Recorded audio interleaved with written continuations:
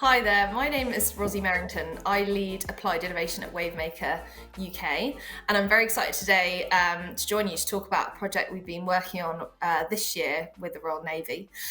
We have been delivering AI projects with the Navy in collaboration with our partners, Voxly Digital, since pre-pandemic days. Some of the highlights have included the first citizen-facing government recruitment AI assistant. But this year, we've been working on another government first, which we're going to talk to you about today, and that is a real-time animated conversational AI assistant. Say that quickly, named Atlas. Atlas is actually based on a real submariner, his image and voice based on a real submariner, and he can answer questions about the Royal Navy recruitment journey, as well as specific questions about what it's like to be a submariner. So today I'm joined by Caroline Scott. Caroline, really great to have you here. Can you quickly introduce yourself? Tell us a little bit more about Atlas and his brain, and also where we're at on the project.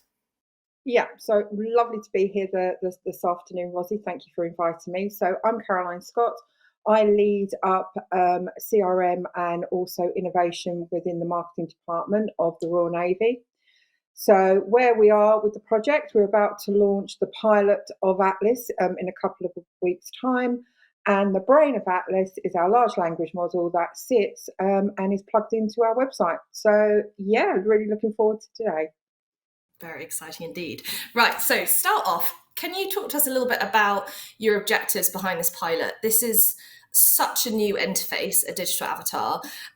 What made you want to take that kind of innovation leap of faith and test out something so new? I think we need to go back probably about 4 years. I think we've worked with Wavemaker for many years, and they've really helped us on the innovation stage. If you can imagine, we are a government organisation, so we have to be very careful with innovation.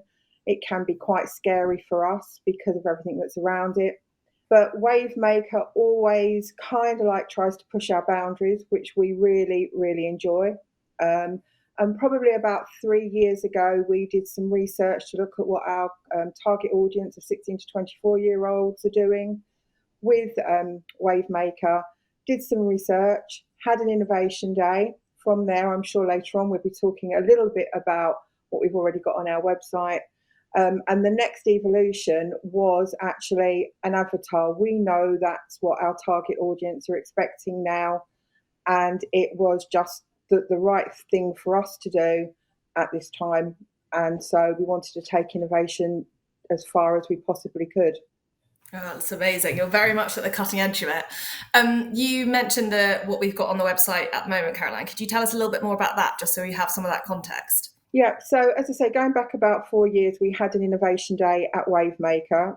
They are great days, and they do actually test us all to think about what we could do if we didn't have anything that we had to worry about. So one of the things that we looked at was, how could we help our target audience? They don't always want to be looking around a website.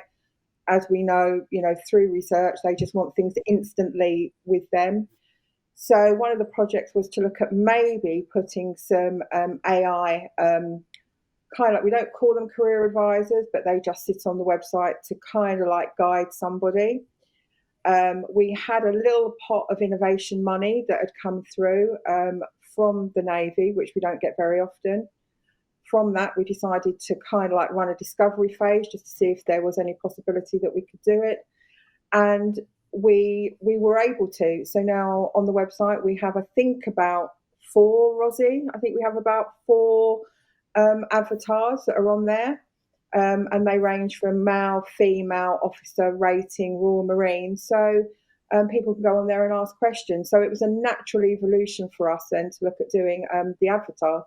Yeah, exactly. And actually worth saying, Caroline, that the kind of the early stage avatars for that LLM are obviously, imagery. The difference between this really exciting pilot is that Atlas obviously moves and talks and speaks and animates in a way that is a lot more, or we hope, a lot more kind of engaging. I think also, to add to what you were saying about that, how important that kind of AI recruitment guide that's on the website has been. I mean, the numbers of that have obviously been really successful for you guys? I think at last I looked, we've had over 130,000 users, 350,000 questions asked, something mad like that, and people are spending kind of upwards of 10 minutes at a time chatting to these virtual recruiters. So as a technology, it feels like it's definitely connecting with the audiences, which was obviously that kind of starting point for how we could iterate with the pilot. Those questions are obviously very broad, but I know for Atlas, you had kind of some more specific challenges around submariner recruitment as well. Could you just talk a little bit about that? Yeah, so with the submariners, I think as everybody can imagine, being a submariner isn't really something that would probably be on anybody's radar. A lot of people think that they're under the water all of the time. You know, what can you do under the water? You probably can't talk to anybody, and have really no idea what that role is like. So for us, we needed a way that we could actually start getting that message out, getting somebody to open up a little bit to ask those questions that they might not want to ask a career advisor, or if they're at an event, they might not want to talk to somebody because it could be just a very, very simple question that they may feel it's a silly question, but if they can talk to somebody like Atlas will be, we're hoping that will kind of like help and make them more encouraged to complete an EOI, or if they are in our expression of interest phase, complete an application form, because we've got someone that is more informed and understands a little bit more about what the submarine service is. Brilliant. Yeah, amazing. And I think, creating that safe space has obviously been really important in that design process of Atlas as well, building on those learnings, because, we know it's that kind of middle ground, isn't it, between, talking to someone in person and looking on the website. And we've obviously seen the existing LLM do that really well. And the hope is obviously that the pilot's going to drive those continuous learnings, right? That hopefully as part of this process, we'll be learning, how these kind of cutting edge interfaces resonate with people, or maybe they don't. That's part of the pilot. We're trying to kind of test how these younger audiences feel. They're obviously used to coming across avatars increasingly in gaming platforms. This will be the first kind of government one on a website, so really exciting. I think one of the things which comes up a lot and is absolutely right to address up front when we look at kind of projects related to AI, it's a big elephant in the room, and that is ethics. We were, I think, all collectively very cognizant of this when we moved into this space. It's such a quickly, rapidly evolving field from a technological capability point of view. But what you can do versus what you should do is obviously a very different thing when it comes to innovation. Can you talk to me a little bit, Caroline, about how we approached it? I can obviously come at it from a design point of view, but I'm really interested in how the Royal Navy kind of broadly sees the role of AI versus your human workforce in recruitment, because you're obviously heavily investing in this space, but you're also investing in your teams as well. Yeah, I think it's very important for everyone to be aware of, and I think Wavemaker were as well. We have many discussions about it. It's really, really important that it acts just as an assistant. So it's like if you are on an aeroplane and you have a co-pilot. I'm not using co-pilot but if you have somebody that's there to aid you. So it's just part of our bigger sort of CRM, if you like, our candidate relationship management of how we talk to people. Because what we have to remember is that we have thousands of people that either come onto the website, go to an event, and our career advisors can't talk to everybody at the same time. And there are some questions that, that can be answered by using an AI or an avatar. So it's just making sure that where we're putting Atlas and also the chat that we already have on the website in the right place. So it's all about just ensuring that it's there as an aid to help when it can. It will never replace our career advisors or that human contact, but it's there to be an aid to help in that process. It can be a long process. Career advisors are not around all of the time, 24/7. And sometimes if someone's got home from work at 8 or 9 o'clock in the evening, they may have a question. And we're hoping that with Atlas is there to be able to help them at that point with that kind of like avatar feel. And I'm sure that when people actually get to have a go of Atlas, and when they see it, they're kind of like understand just how good he is. Yeah, exactly. There's that kind of augmentation of teams, isn't it? And kind of filling those gaps where, as you say, it's outside of working business hours, but people might have a question. I remember when we first launched the first LLM on the website, we saw this kind of instant 75% reduction of traffic to the live agent, purely because most people had those questions that you mentioned, which were actually quite simple, almost sometimes felt too simple to ask to bother a real human with. It's just a quick question. What happens if this? Or I'd be worried I miss home, or, aren't submarines really claustrophobic? All of those which actually maybe feel a little bit embarrassing to say, but actually we are finding, 80% of the volume is in those top 20 answers. So I think what's really exciting about that is then you guys are looking at how to use AI to free up your real teams to handle the more complex and nuanced conversations with candidates. It's not necessarily about taking that load away. It's about using them, using the experts that you have in different ways. So yeah, amazing. I think also when we're talking about ethics, we were really conscious and very deliberate in the design of Atlas to be as ethical and inclusive as possible, right? Obviously Atlas has only one face. He's been based on a real submariner, but he has been, I shouldn't say it has been carefully designed to ensure it doesn't feel exclusionary for users. Would you agree? No, definitely. And it just goes to show how good Atlas is that we keep calling it him. Because Yeah, it is so good, and you just feel a bit disingenuous just to call it, because it just doesn't sound right, does it? Because he deserves more than that. yes. So you are right. We have ensured throughout all of what we've done that we've looked at it ethically, and as you know, Atlas is plugged into our large language model, so it's taking all of its answers from the website, which we always ensure has all the ethics around it. We've scrutinised all of that, and we've just and that's always what we do with everything that we do. And I think it is really important, when we talk about Atlas and we actually talk about the whole of the project and even the AI before. One of the things we weren't expecting to get out of it, of course, and from the figures, was direct expressions of interest.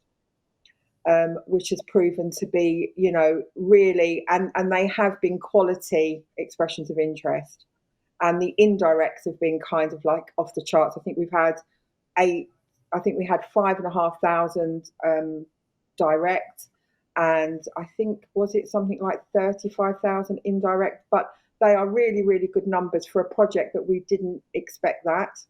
So I think it just goes to show how audiences are working, and ethically what we're doing and how we're doing it obviously resonates with our target audience. I don't think we would be seeing the results that we are seeing across the board, and the reduction, as you said earlier, into the contact centre. People are obviously happy with the answers that they're getting.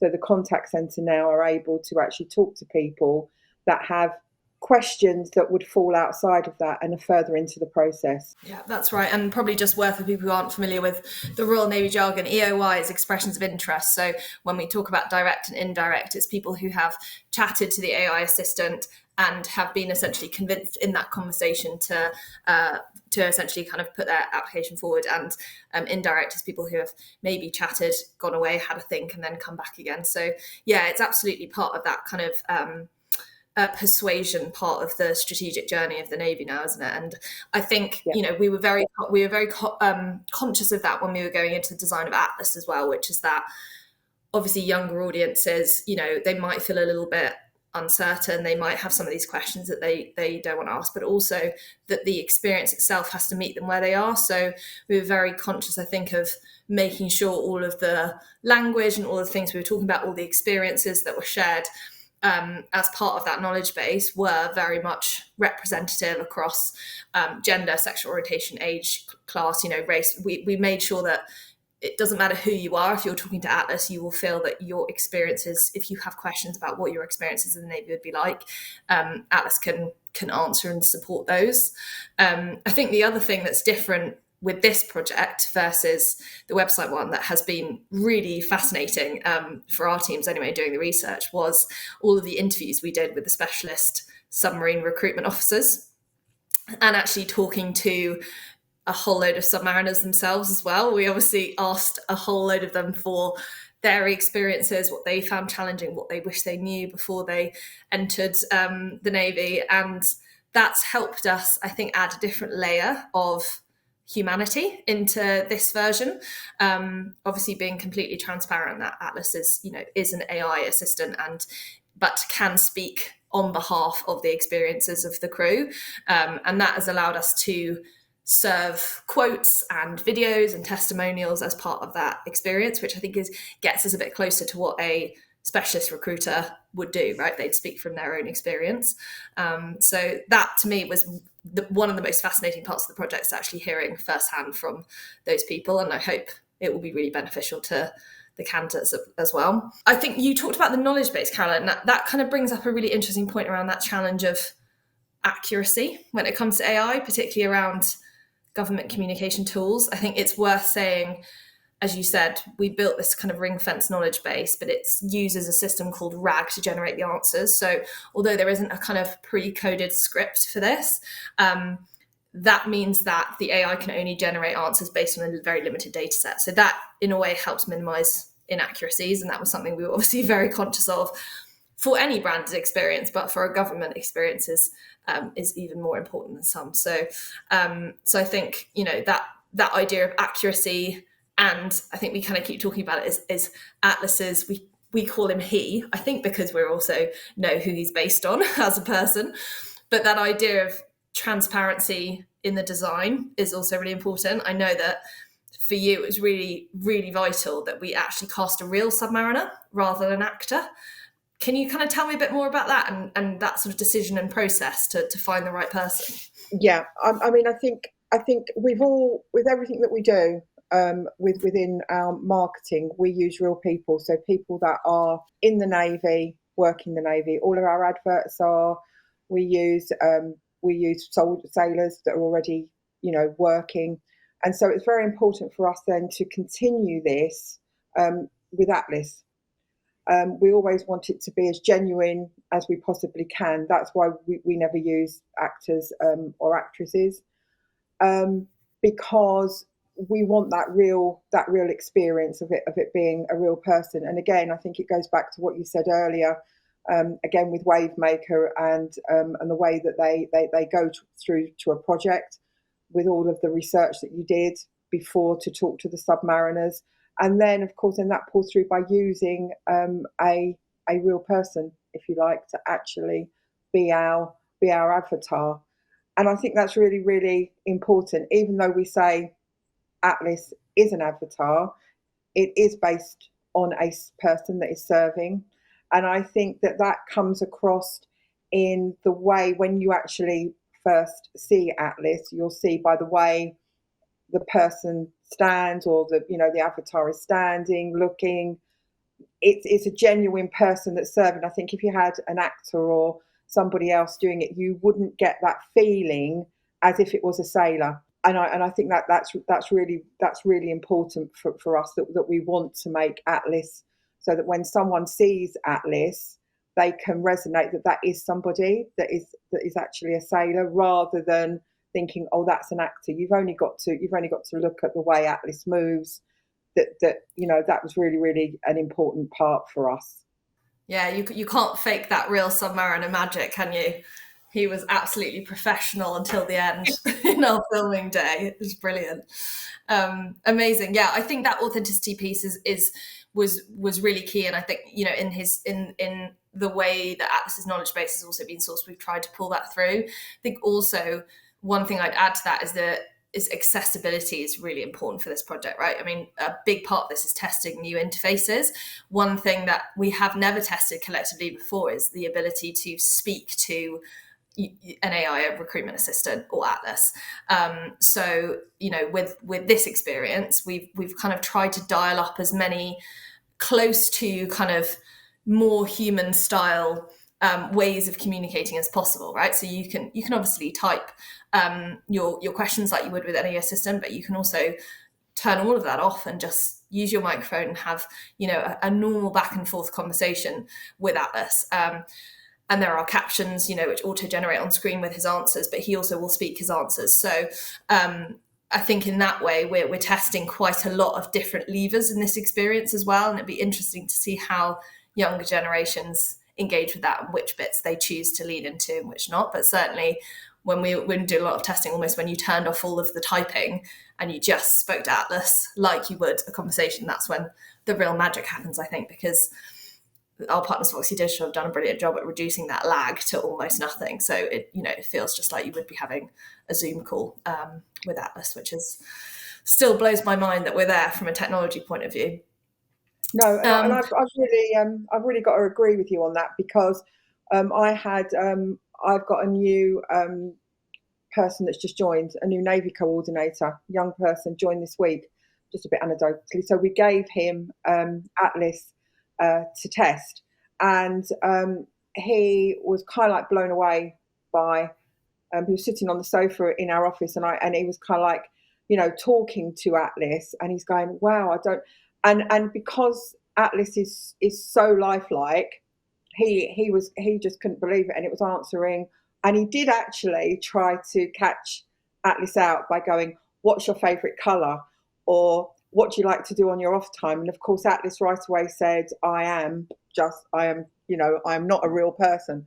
But it was really, really interesting to see people engaging with it within the Navy who are of that generation. So that was quite cool this week, I have to say, just to kind of like see someone using it and trying to catch him out, and didn't manage to catch Atlas out. So it's really, really good. Yeah.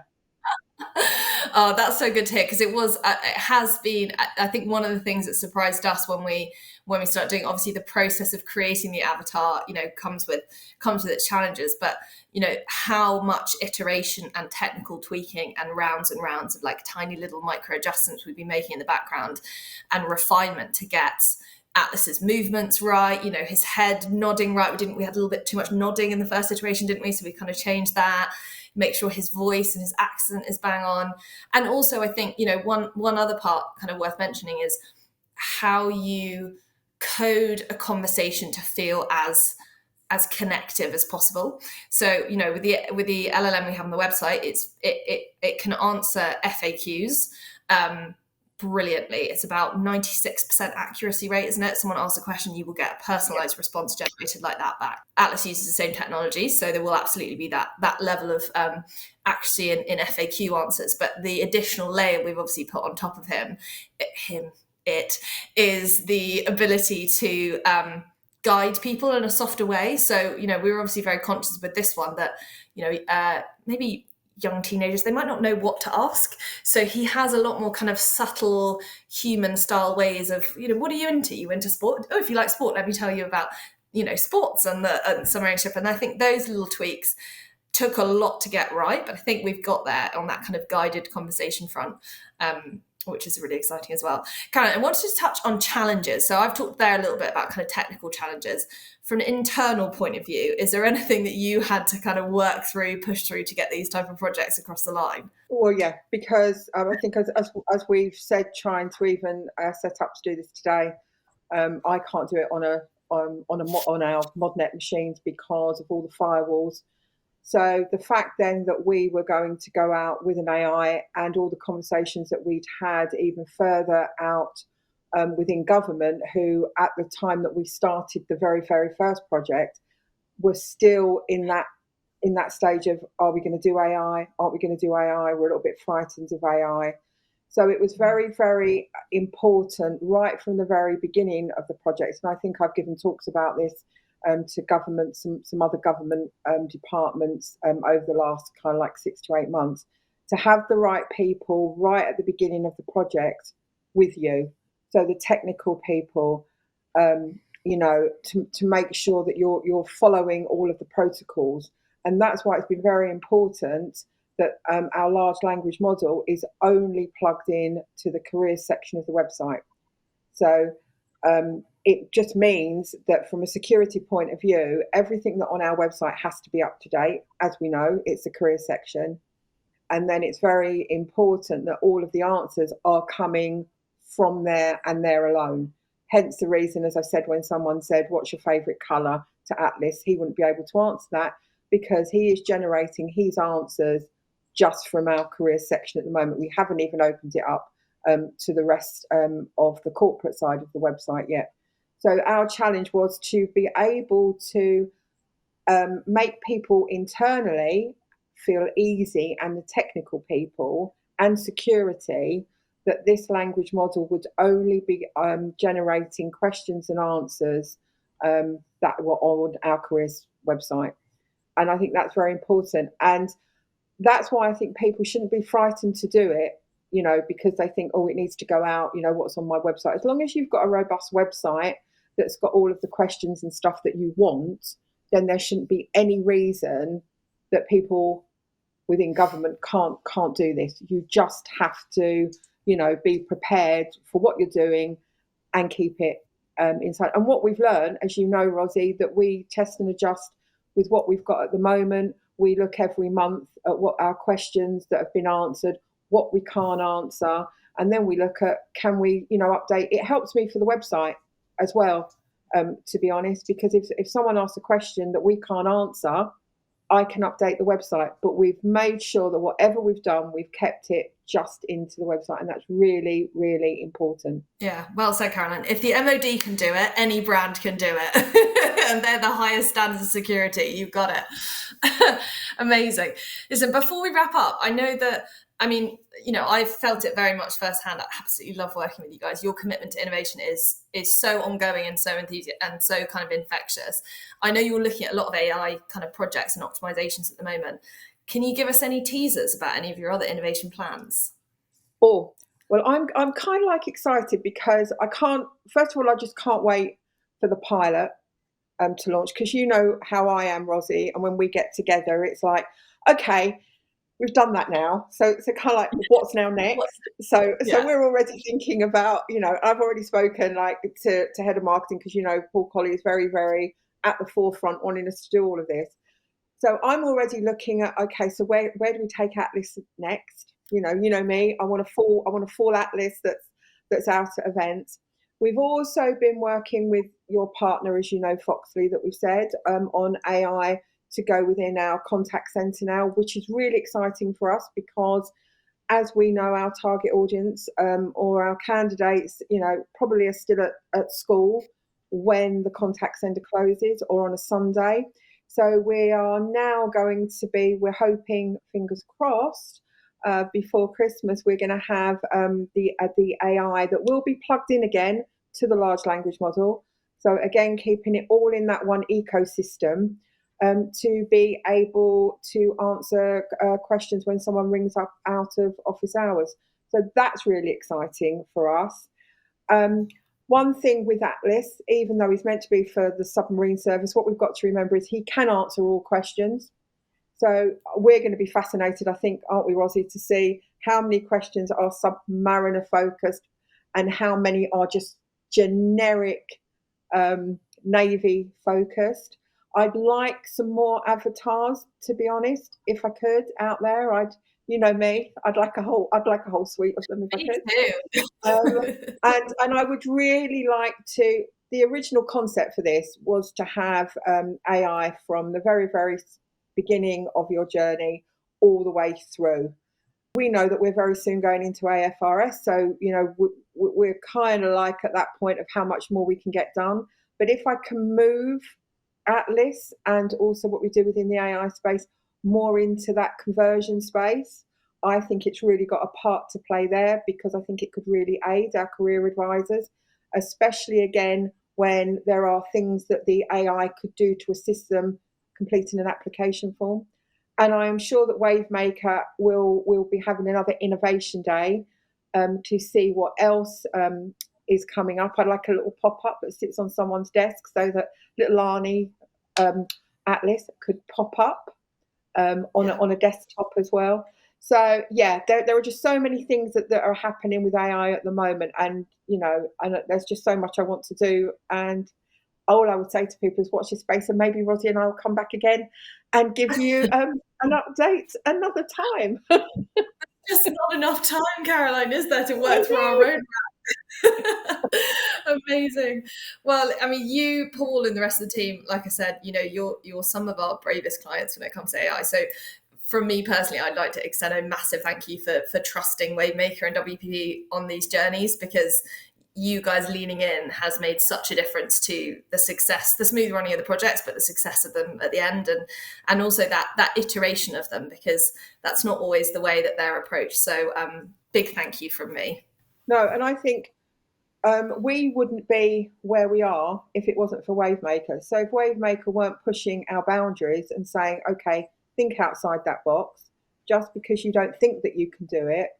And that's been really important, especially for me, because I think if you don't have a good team that's working with you, these projects wouldn't get off the ground. And you have to also feel comfortable and confident that your partner, whoever you're working with, is there with you every step of the way. And Wavemaker have. I think we've done some great projects in the past, and there are more to come. But if we don't have someone like Wavemaker pushing us and doing the innovation days, so any of your other clients that are out there that kind of like haven't had an innovation day or don't do them very often, they are really, really good at concentrating your mind to think about what you can do.